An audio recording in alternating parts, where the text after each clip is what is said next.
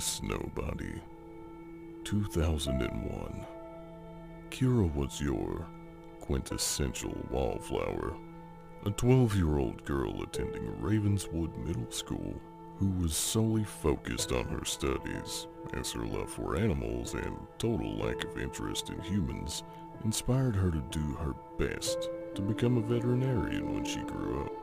As with most quiet, intelligent children, Kira was no stranger to bullies and the daily abuse that followed them. Having more scars than she could count from her daily beatings, cigarette burns, and whatever new torture the popular girls could imagine, Kira's only solace was her best friend Percival, her pet rat and confidant. I'll be free of those minions for at least a few weeks, and you won't have to listen to me complain all the time, Kira said to Percival, weak and battered, yet with a hint of excitement and relief. A loud crash can be heard down the hall from Kira's bedroom. With a squeak, Percival disappeared underneath a pillow. You're at it again, Mr. Percival, said Kira with a somber sigh. Although Kira was free from her tormentors at school, her home life wasn't much better. Her parents would have terrible fights every single day. You could almost set your clock by the time they would start. Yep, 4:45. They never miss by a single minute, said Kira flippantly. Although the fights were awful, both physically and mentally toward one another, Kira never worried. The fighting would temporarily stop any time Kira would leave her room, and although sometimes bloody and surrounded by broken furniture, her parents would speak softly and kindly to Kira. Neither had ever laid an unkind hand on her. 2 days until winter break. Kira said goodbye to Percival as she got ready for school and waited on the bus with her eyes focused on her tattered shoes. Kira's parents didn't exactly have a lot of money. They had to cut corners and do whatever they could just to get by. Kira honestly didn't care as long as she could continue to study and not go hungry. She knew, however, that was just more ammunition loaded and ready to be fired at her when she got onto the bus and her nightmare resumed. Oh, Kira! What's wrong? Didn't you find anything halfway decent in the secondhand store's dumpster to wear today? Honestly, Claire, she's such a loser. She doesn't even deserve to have a name, much less anything nice to wear. And nobody like her is lucky that she doesn't live in some alley. You're so right. A nobody like her shouldn't even be allowed in public. It makes the rest of us look bad, doesn't it, Ashley? Damn right. Wait. Nobody. Nobody. That's it. You're nobody now. No. Little Miss Nobody. Since you think you're so fucking special. Ashley's demeaning tone and vile words echoed through the bus, followed by the soft laughter of the other kids, taking enjoyment from Kira's pain. Waiting for everyone to exit the bus, all Kira could hear was the faint chanting, "Nobody, nobody, little Miss Nobody," over and over again, like a broken record of heartless judgment. When the silence finally came, she opened her eyes and released the breath she had been holding for what felt like hours. Relieved at last, she stepped off the bus and started walking towards the entrance of the school. The eyes of every child were focused on Kira.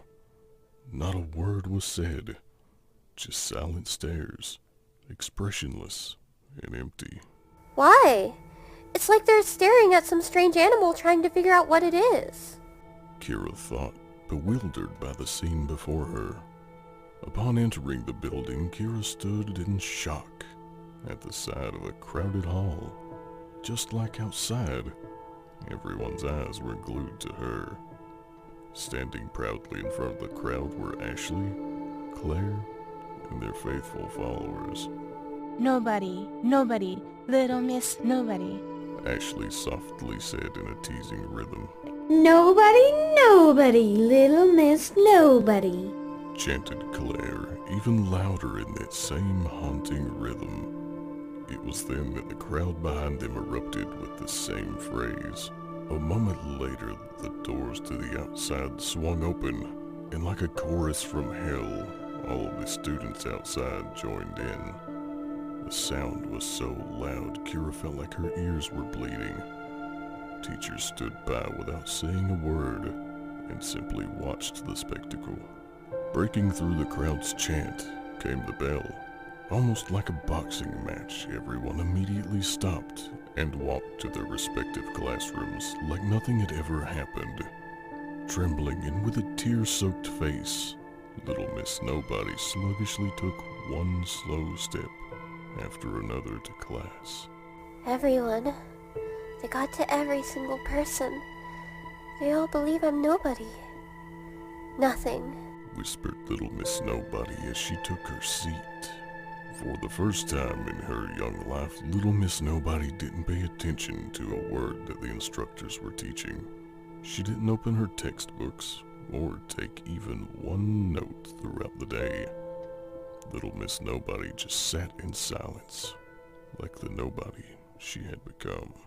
Even through her end-of-day torture gifted to little Miss Nobody by Ashley, Claire, and their posse, she didn't offer any objections. Not a scream or tear had come from her. Not even the cigarettes the girls would take turns putting out on the forearms and upper legs of little Miss Nobody, carefully placed so they wouldn't be easily visible, caused her to wince. Bored of the lack of a show little Miss Nobody was putting on, the girls left the school and made their ways home. Knowing their fun was over, little Miss Nobody walked her way home for the first time. She was a nobody. Why would she be able, or even allowed, to take the bus with all of the real people? As she arrived to the doorstep of the place she called home, little Miss Nobody opened the door. She glanced up and noticed the clock revealed the time.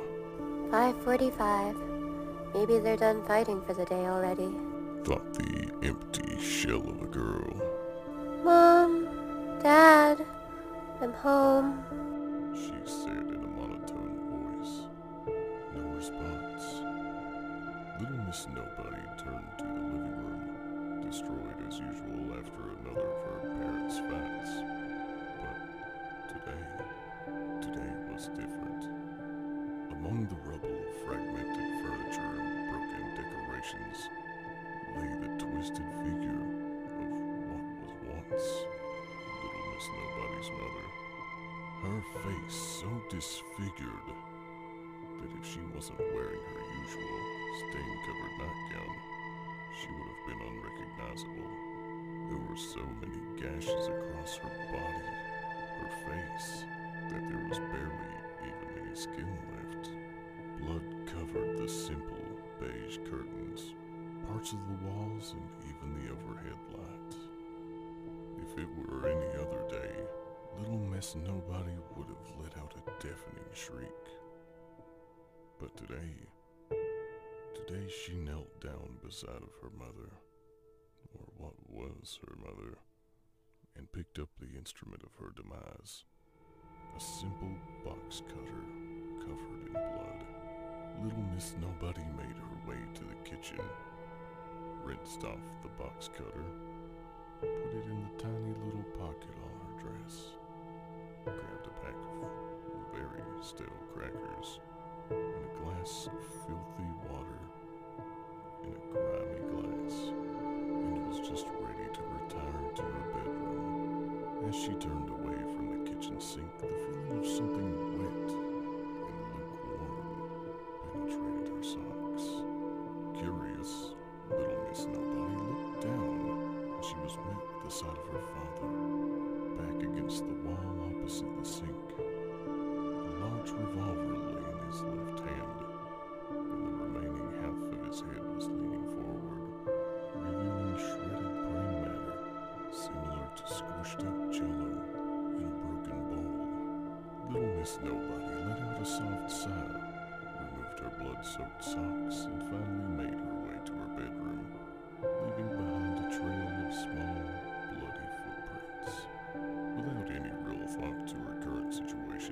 Miss Nobody sat down on her bed and started eating the crackers she had brought from the kitchen. Mr. Percival, do you want a cracker? She said, looking over at Percival in his enclosure, but he just sat quietly on his exercise wheel. What's wrong, Mr. Percival? Do you think I'm nobody too? Inquired little Miss Nobody as she picked up Percival and held him close. Oh, you've abandoned me too? I don't blame you. Who could love a nobody? She said hollowly, placing the lifeless body of Percival on the pillow next to hers. Little Miss Nobody took a sip of her water and laid down. She spent the rest of the night staring at the ceiling, replaying the day's events in her head repeatedly, like she was watching the reruns of her favorite television program. The last day before winter break, a light peeking softly through little Miss Nobody's window caught her attention. It's morning already? She thought, unaware that she had been awake all night, a nobody, staring into the nothingness. Putting on another pair of gym socks, little Miss Nobody started her long walk to school, occasionally sitting down to rest and think her nothing thoughts. When she arrived at the school, the children were already leaving. Little Miss Nobody had lost track of time and the teachers had ended the day early, so everyone could get a head start on winter break. Little Miss Nobody decides to go in regardless and get a few of her belongings from her locker. As she opened her locker, she could hear familiar voices coming from behind. Holy shit. Not only did you ditch school, but you came back after it's over? Said Ashley, looking down on her. Wow! Not just that, but she's still wearing the same clothes as yesterday! Exclaimed Claire. What? Nothing to say today either, you little bitch? Inquired Ashley. Little Miss Nobody ignored their words and continued to gather her things. Don't ignore me, you little freak! Screeched Ashley, turning little Miss Nobody around to face her. Claire gasped as she noticed little Miss Nobody was holding a fully extended box cutter that she hadn't previously noticed. What the fuck? What are you gonna do? Cut me up? Little Miss Nobody. Chuckled Ashley. Well, if I'm nobody, then it doesn't really matter, does it? Replied little Miss Nobody as she slashed Ashley's upper arm. You little shit! Get her!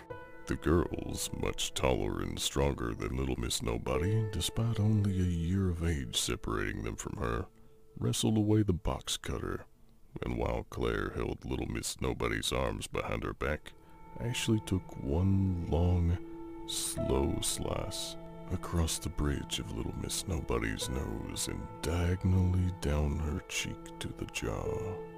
With such an ugly scar, you're gonna be a nobody forever. Said Ashley vengefully. The girls proceeded to beat little Miss Nobody until she lost consciousness. With no one but the stray janitor cleaning classrooms left in the building, the girls take advantage of the opportunity and grab a roll of duct tape from his work closet. Here, let me get rid of these for you. You'll be much more comfortable. Said Ashley, removing little Miss Nobody's ratty old shoes, tossing them into a nearby trash bin, while Claire taped her hands together, then removing her gym socks and stuffing them into the mouth of little Miss Nobody. They taped her mouth shut, as well as her ankles together, before shoving little Miss Nobody into her own locker and placing the padlock back on it. For a finishing touch, Claire took out her red lipstick and wrote, "Little Miss Nobody, let me out," on the door. There, the janitor will see this, and let her out in a bit. Laughed Claire. The girls left the school chanting, Nobody, nobody, little Miss Nobody. Nobody, nobody, little Miss Nobody. all the way out the doors. Hearing the doors shut, the janitor shouted, Hey, is there anybody left in here? He waited a moment for a reply. Guess not. Fuck it, I'll finish cleaning another day. It's cold as hell and I'm done with this shit. Turning off the lights, the janitor locks the doors behind him and heads home. Later that night, little Miss Nobody would wake up in her tiny, cold locker. Remembering the events before her forced nap, she quickly figures out what's going on. Banging against the door did nothing. She wasn't strong enough to break it open. Giving in to the knowledge that she would be there for the night, little Miss Nobody, still gagged, slightly sings, Nobody, nobody, little Miss Nobody. until she finally passes out again. Unfortunately, help never came. A massive blizzard blanketed the town, and nobody returned until winter break had ended. On the first day back, a nauseating smell filled the halls.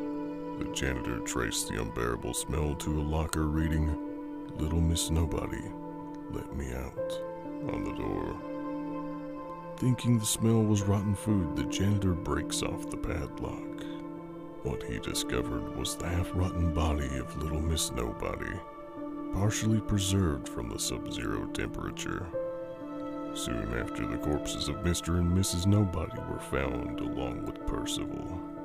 Ashley and Claire never, ever spoke of what happened, and fearful of ever being found out, convinced their parents to let them transfer schools and moved on with their lives.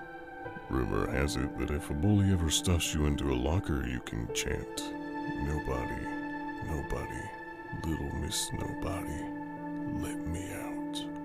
And the spirit of the girl whose name has long been forgotten will free you and seek vengeance on your behalf.